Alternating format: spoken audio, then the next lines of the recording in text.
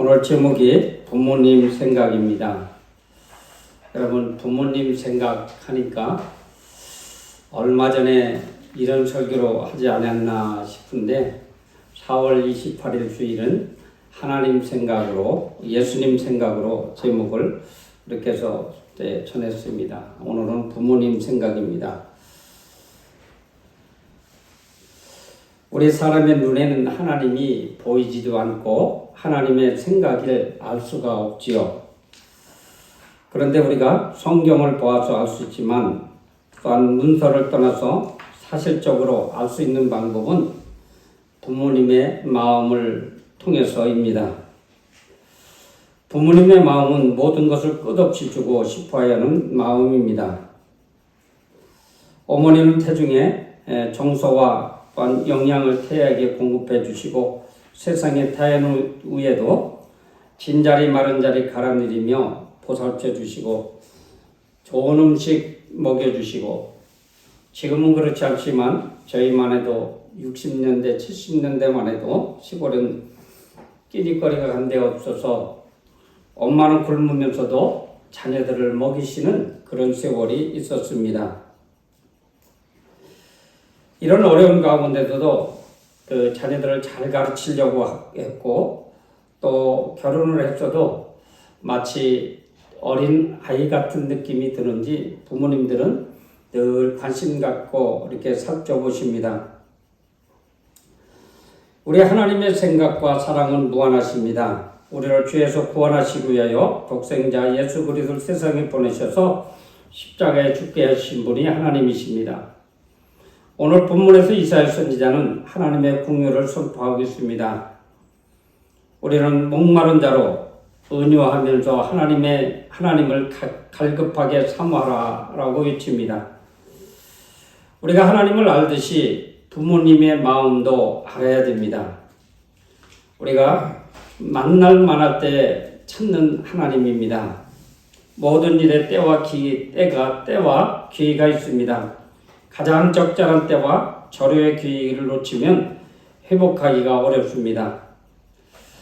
우리가 하나님을 만날 만할 때에 찾아야 합니다. 하나님이 가까이 계실 때에 기도해야 합니다. 악인은 그 길을, 불의한 자는 그 생각을 버리고 회개해야 합니다. 하나님께 나와 예배하고 회개할 때 때를 놓치면 후회하게 될 것입니다. 어쩌면 부모님도 마찬가지입니다. 부모님이 생전에 계실 때에 찾아뵙고 인사드려야지 세상을 떠난 후에는 아무리 후회해도 절대 돌아올 수 없습니다.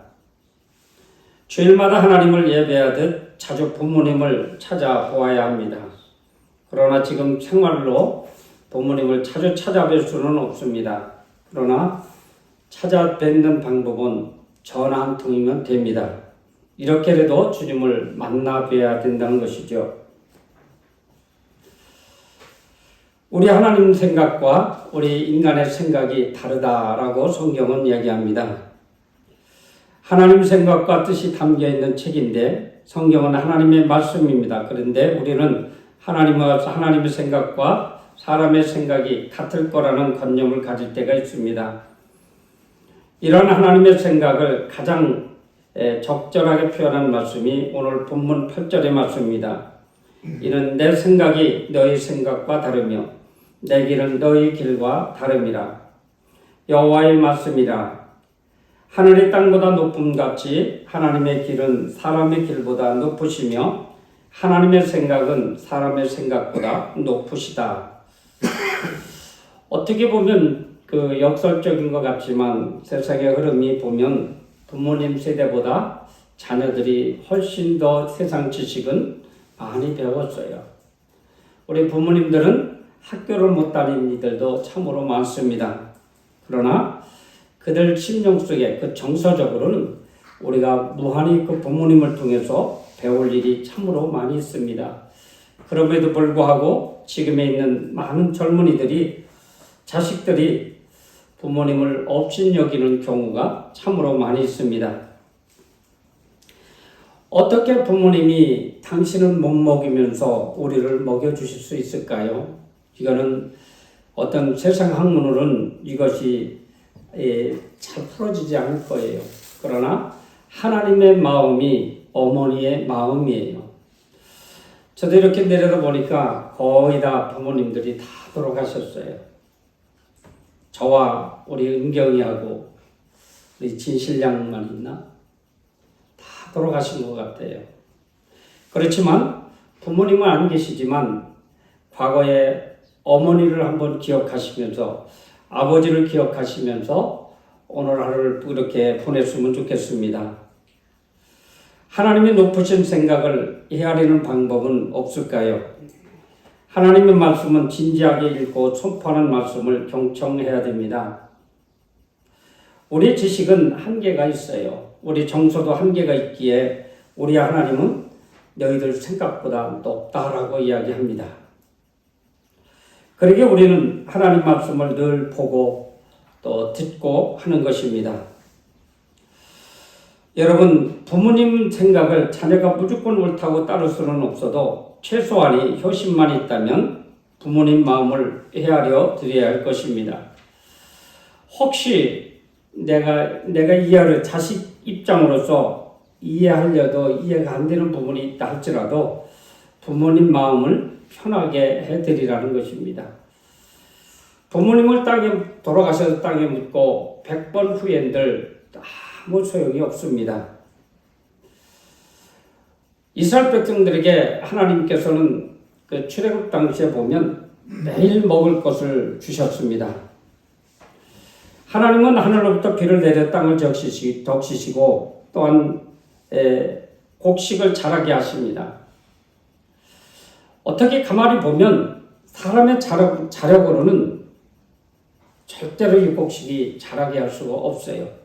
씨앗을 심을 수 있겠지만 예를 들어 말하면 금년 2월 달부터 지금까지 비 한 방울 안 내렸다 하면 지금 우리 곡식 아마 모종에서 매일 물 주면서 비 오기만 기다리고 밭다 내다 심지도 못할 거예요. 어떻게 보면 하나님께서 우리에게 이렇게 은혜를 베풀어 주십니다. 그런가 하면 이스라엘 백성들에게 매일 그들에게 양식을 비같이 내려주셨습니다. 일용할 양식을 매일 주셨습니다. 매일 공급해 주셨습니다. 성도에 대한 하나님의 공급 법칙은 일용할 양식을 주신다는 것입니다. 주기도문에도 우리에게 일용할 양식을 주옵시고입니다. 그러므로 우리는 날마다 하나님을 의지하고 안정된 삶을 살아갑니다. 우리가 계속 하나님 곁에 있어서 그분의 은혜를 누리며 감사하고 찬송하게 하려는 것입니다. 한마디로 말해서 하나님께서 우리와 같이 계시고 싶으신 것입니다. 여기서 우리가 어떤 경우에도 하나님을 의심하면 안 됩니다. 우리 부모님도 마찬가지입니다. 부모는 자녀를 위해 평생 예를 들어서 교육을 위해서 미리미리 저축했다가 학교 등록금을 내주셔요. 오늘 KBS 그 시니어들이 나와서 하는 것을 들어보니까 오빠하고 동생 한 80대 된 노인들이 둘이 나와서 얘기하는데 그런 얘기를 하더라고요. 여동생이 자기 아들의 등록금이 없는데 내일이면 등록이 마감인데 돈이 없는 거예요. 백방으로 찾아봐도 돈이 없대요. 그의 나이 젊어서 아들 학교 갈 돈이니까 꽤 돈이 있었겠죠. 들어갔겠죠. 그래서 망설이다 못해 막 너무 초조하다 못해 그냥 오빠한테 전화한 거예요. 나 사실 이런데 오빠 내가 나중에 갚을 테니 등록금만 한번 대주면 안 돼? 그러니까 그 오빠가 그렇게 얘기더라고. 왜 그걸 가지고 고민해? 내가 대줄게. 그리고 등록금을 주셨다고 그래요. 어쩌면 이게 윗사람이 아랫사람의 마음이에요. 자녀와 아랫사람이 아무리 똑똑하다 할지라도 윗사람 어른들의 마음을 우리가 따라갈 수가 없습니다. 그런가 하면 우리는 하나님의 마음을 헤아릴 수도 없습니다. 그러기에 하나님께서 하라 하신 대로 우리는 순종하며 따라가야 됩니다. 하나님의 말씀은 헛된 것이 없습니다. 하나님의 입에서 나온 말씀은 절대로 취소되지 않습니다. 우리들은 하나님의 말씀을 절대로 반드시 이루어진다는 사실을 믿어야 됩니다. 대저 하나님의 모든 말씀은 능하지 못하심이 없느니라고 말씀하십니다. 하나님은 한 번 정하신 뜻을 바꾸시거나 취소하지 않으십니다. 오직 우리는 하나님 뜻에 순종하고 따를 뿐입니다. 성도는 하나님의 뜻을 깨닫고 순종하는 것이 성공의 비결입니다. 이 부모님 주일에 부모님을 공경하라 하셨습니다. 이에게 하나님께서는 분명히 축복해 주신다라고 합니다. 지금은 1명 내지는 2명, 또 결혼해도 낳지 않는 세대를 맞이해 살아가고 있습니다. 어떻게 이렇게 됐는지 모르지만 우리 때만 해도 보통 6남매, 7남매를 낳아서 길러주셨어요. 어른들은 굶으시면서 길러주셨어요. 그런 그 자식이 이렇게 저도 이제 70대 늙었다고 이런 소리를 들어요. 여러분, 우리 부모님들은 지금 안 계시지만 저는 오늘 하루 오전에 그 검단을 갔다 오면서 어머니 생각을 조금 해봤어요. 우리 어머니 같은 분도 우리 교회에 많이 있지만 드물다라고 생각을 했습니다. 여러분, 이렇게 누구든 부모님들은 귀하고 나한테 소중한 존재들입니다. 그러기에 우리 하나님을 믿는 우리들은 물론 열심히 일도 하고 열심히 또 가족을 잘 돌보기도 해야 되겠지만 특히 부모님들을 잘 돌봐드릴 책임이 있어요. 저는 우연이라고 할까요? 어쩌다가 우리 장모님을 돌아가시 전 1년을 모셨어요. 그때 다 죽게 된 사람인데 우리 처갓집이 6남매인가 되는데 6남매요? 7남매요? 하나 누구를 빼먹었나? 그런데 모실 자식이 없는 거예요. 그래서 다 죽어가는 그 장모님을 모셔다가 1년을 잘 모셨더니 27kg가 그때 우리한테 왔을 때 27kg가 30몇 kg인가로 늘었어요. 그때 되니까 또 얼굴도 이쁘더라고요.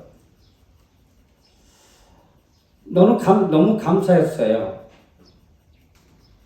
내가 모시려고 해서 한 것이 아니라 다른 형제들이 못 모시니까 모셨던 거예요. 우리 아버님도 우연히 어떻게 제가 모실 수밖에 없는 그런 환경이 있어요. 그래서 제가 모시게 된 거지 잘 모시는 건 아니에요. 그렇지만 저는 이런 생각을 해봅니다. 나는 오래 살 거야.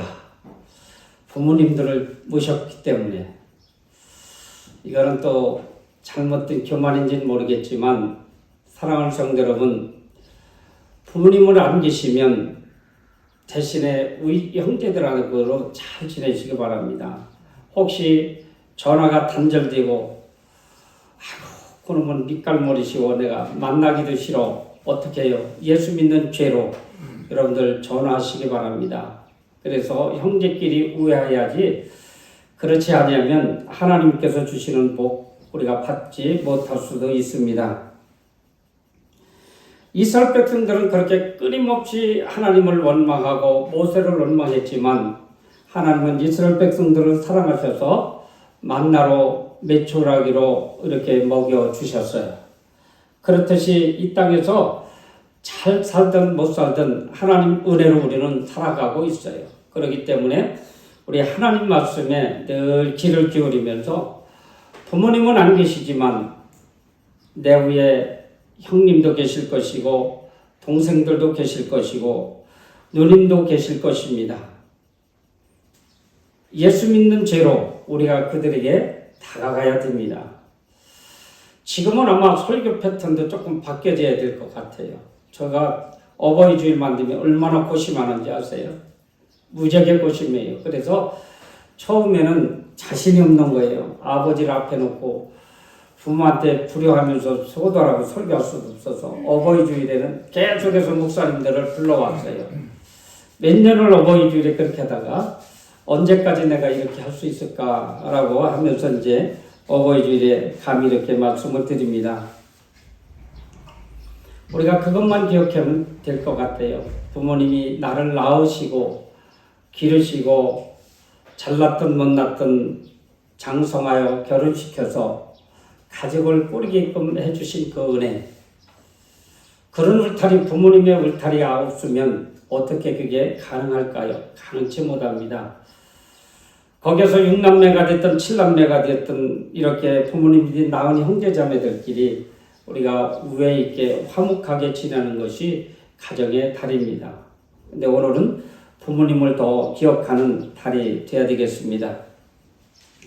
사랑하는 성도 여러분, 우리 하나님 말씀으로 형통하면 반드시 기쁨이 수반됩니다. 그리고 하나님께로 온 기쁨은 평안이 따라옵니다.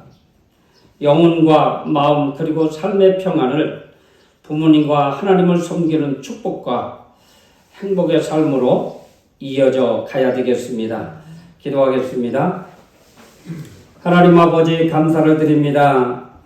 저희를 낳은 부모님께 돌아보니 아버지 잘 섬기지도 못했습니다. 어쩌면 불효한 것 같습니다. 주님 용서해 주시고 이제 섬겨보려고 하니 주위에는 부모님들 안 계십니다. 하나님 우리 형제 자매들끼리만이라도 서로 우애하고 하나님을 잘 섬기며 서로가 서로를 섬기는 그러한 성도들로 축복해 주실 것을 믿습니다. 하나님 아버지 이 땅에서 하나님 저희들과 성도들끼리도 물론이지만 형제 자매들끼리 화목하여 이 땅에서 장수를 누릴 수 있는 우리 모든 성도들 되게 하옵소서. 예수님 이름으로 기도하옵나이다. 아멘.